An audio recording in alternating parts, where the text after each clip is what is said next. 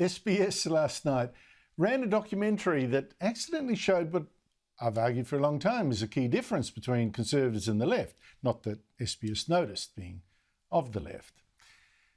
This was the second episode of a series called Could You Survive on the Breadline? It got 3 celebrities to spend a couple of days with people on welfare to see how tough it was, to challenge their thinking and ours.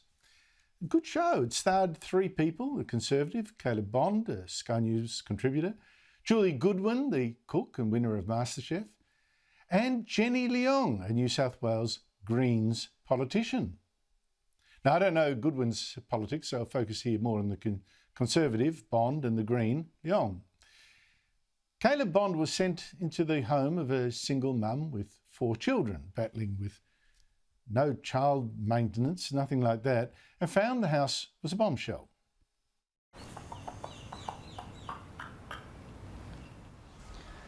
Sort of wondering, where do I start?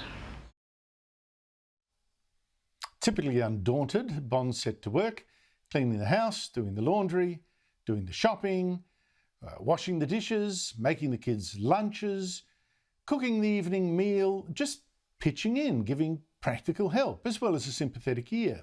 And all this to the apparent amazement of the SBS reporter, who sounded like she'd never met a Conservative in her life, who could hardly believe they were human, that someone like Caleb Bond could feel passionately about victims of domestic violence and neglect. You really care about people, don't you? Of course I do. Of course I care about people. It's a fallacy that being right-wing means you don't care about people. Julie Goodwin, by the way, gave the same sort of practical, hands-on help to the family she stayed with, a woman battling on a carer's payment, looking after her husband at home with severe dementia. Goodwin rolled up her sleeves and also did the dishes. She fed the husband. She did some shopping. She gave a kind ear. And she gave the lovely wife there a rare treat for someone living on food from a charity. How about I cook your lunch today? Oh my gosh, like falling in love already again. So far, so good and heartwarming. But then there was the Greens MP, the politician of a far-left party that claims to be the most compassionate. Ms Leong was sent to stay with a woman suffering a degenerative illness that made it hard to walk. A woman in a house with mould and cockroaches, a lot of cockroaches in fact. But what did Ms Leong do about this? Well, alone of the 3 celebrities on this show, she was not shown giving practical help. She did not clean the house, did not do the cooking, the washing or the shopping. She did not even do what would have been number 1 on my list. Run down to the 7-Eleven, get some Mortein and start spraying. Put food maybe in sealable containers, remove any cockroach lures in there.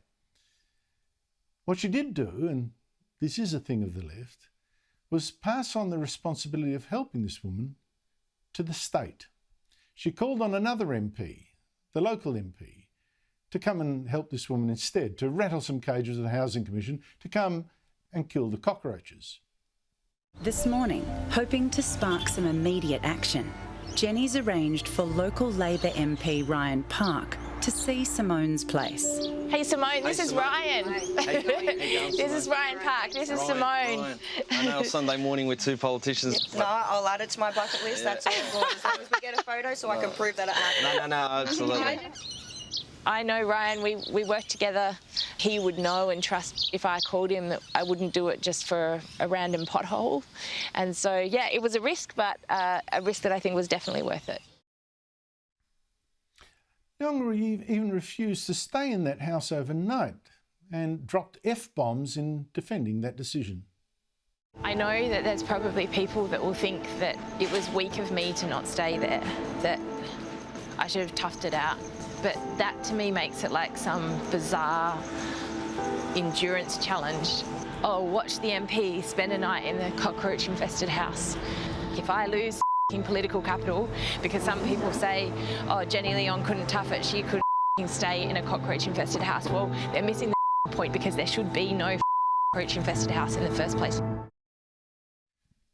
Now, the Greens would probably argue that Leong was actually fixing the system, going to the root of the problem, not fiddling with the symptoms, whatever. But of course, Caleb Bond was also advocating for changes on the show, while still helping, of course. But the real difference here, I think, is this. And this is not about Leong personally. She seems to have a good heart. Yeah. It's about the culture of the left, looking to the state, while conservative culture is, or should be, to look to the individual and take personal responsibility, pull up the sleeves, get stuck in yourself. Now, survey data is mixed, but a fair bit suggests that conservatives are indeed more likely to do voluntary work. And in fact, look around, there's plenty of hospitals, hospices, soup kitchens and shelters run by churches, for instance, but none that I know of that are run by green groups. And in the end, as conservatives would know, compassion is best shown by what you do, not what you say, by doing, not seeming. Joining me is Caleb Bond, to my mind, the star of this SBS show. Caleb, I was very moved by, obviously, some of the passages in that show. I showed one of them, and all credit to you. But I was also struck by the way that the SBS journalist presenting this show seemed astonished that you as a conservative would feel compassion. There were a couple of digs that I picked up last night. I'm told it was even worse in episode 1. Is that how you felt? To some degree. Look, I think the show generally gave a pretty fair view of me and my thoughts, but it's obvious in the production of a program like this, you know what they want to do. I mean, when I signed up for it, I was under no illusions about the fact that, you know, there would be two left-wingers and I would be the sole conservative, and, you know, that they could essentially try to turn me into a villain. Now, I think unfortunately for SBS and Loon Media, who made the show, I wasn't the villain they expected me to be. And they might have learnt along the way that conservatives, as I say in the program, can be just as compassionate and care just as much about people as people of the left. It's not as though the left has a monopoly on caring about people. And they like to think they do. They like to think that, you know, unless you're a socialist and you want to give buckets and buckets of government money to everyone, that you don't actually care about people.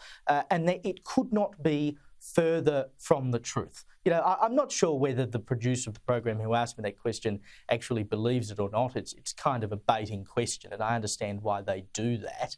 But it presents a point of view that a lot of people on the left actually believe, which is that conservatives like you or I, Andrew, I mean, we possibly could not care about poor people or anyone else who's out of luck or down because, you know, we believe in freedom and we believe in personal responsibility and things like this. But as you note, it is your actions that ultimately matter more than your words. And for Jenny Leong to not only not spend the night, but to call another MP. I mean, Jenny called a Labor MP. Now, Labor's not in power in New South Wales. So if she wanted something done about public housing, she could have just picked up the phone herself. Calling in another MP who's not in power achieves nothing more than she could have achieved herself. It was something of a vanity project, I felt. Yeah, I found the same prejudice that I had to battle when I did an ABC documentary, shot one with Linda Burney. Like, it was like astonishing. You really care about poor Aboriginal children? Wow, you know.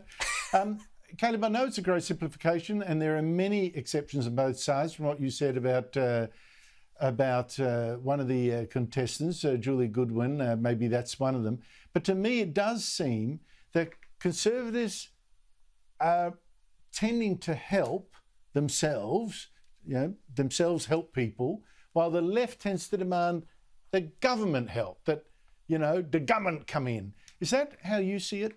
Yeah, I think generally you're right. And one of the things that I encountered multiple times when I was filming this program was that people who were on welfare were saying to me, people who were on the disability support pension, and Mary Ann, who was featured in last night's episode, who is a single mother of 4 children, they're in a situation where they can do so much work to supplement their welfare income, but if they go over a certain line, and often that line is very low, they lose all of their welfare benefits, which would actually put them in a worse position than they began with. So you have people who actually want to do something to help themselves, and they might be people who are on the DSP and don't have the capacity to work full or part-time, but say they can get 10 hours a week and they might earn $200 or $300, which would be the money that would give them a much better quality of life. Under the current system, you can't do that. I mean, Mary Ann worked part-time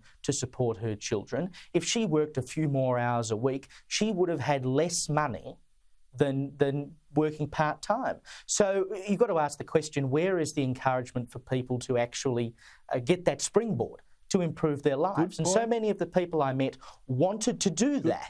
But the solution that you get from the left is that we should just throw more government money at them. Now, you know, in some cases, I'm sure giving more money to people would help. Yeah, I mean, in some cases it would help giving people more money. Pensioners earn a bit more before dropping them as well, because particularly we've got a problem with labour availability out there. Caleb Bond, I thought the program, you came off very well in that. Thank you so much for coming on the show.